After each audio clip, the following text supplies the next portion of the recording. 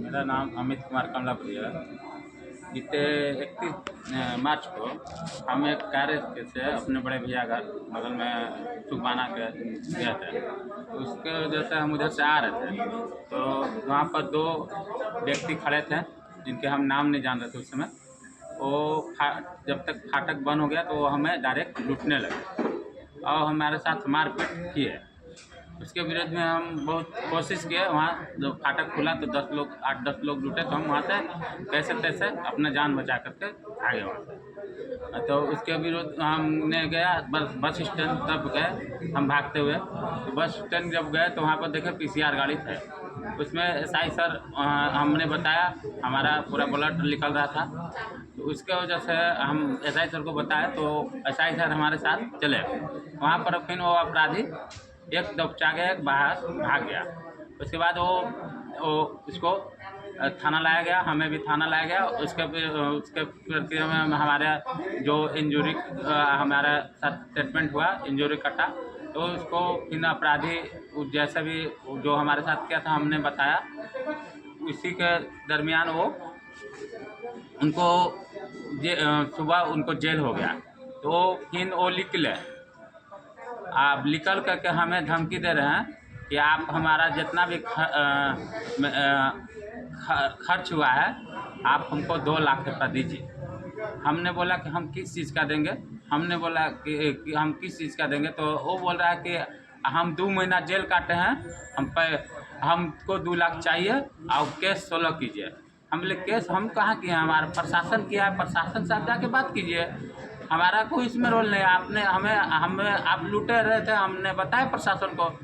तो उसमें वो हमें जान मारने से के धमकी बम से उड़ाने का एन टाइम देते रह रहे हैं। उसमें 4 तारीख को हमारे घर पर भी आया। हमने सोचा कि चलो प्रशासन को बताते हैं, बताए भी हम। फिर हम 19 तारीख की लिखित आवेदन दिए हम, 9 तारीख को 9/6 को हम लिखित आवेदन थाना प्रभारी को दिए। उसके बावजूद भी हमारे साथ हमको कोई सेफ्टी नहीं मिला वहाँ से। फिर भी वो हमें धमकाते रह रहा है, फ़ोन बार बार करता है।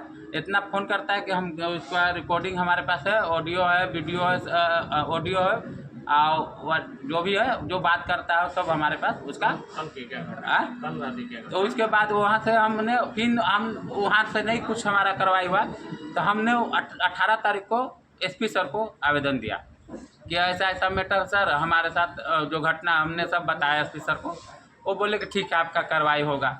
वो भी हमारे साथ कोई कार्रवाई नहीं हो। फिर हमारे साथ कल की घटना जो है 9:30 बजे के लमसम, वो 2 लोग के जगह 3 लोग आए और हमारे साथ जो भी है बहुत अशब्द का परिभाषा की है। और उसके बावजूद पूरे एकदम वो बोले कि आओ तुमको हमारे पास 8-9 को कॉल भी किए, हमने नहीं रिसीव किया। तो बहुत अशब्द बोलते हुए हमें हथियार लेकर को आए हुए थे।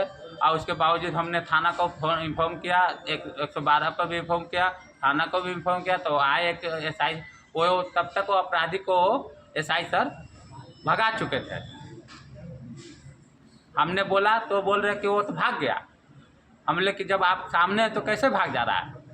हमने पूछा, उनसे बात किया, तो वो कहा कि भाग गया। हम क्या करेंगे, अकेले थे।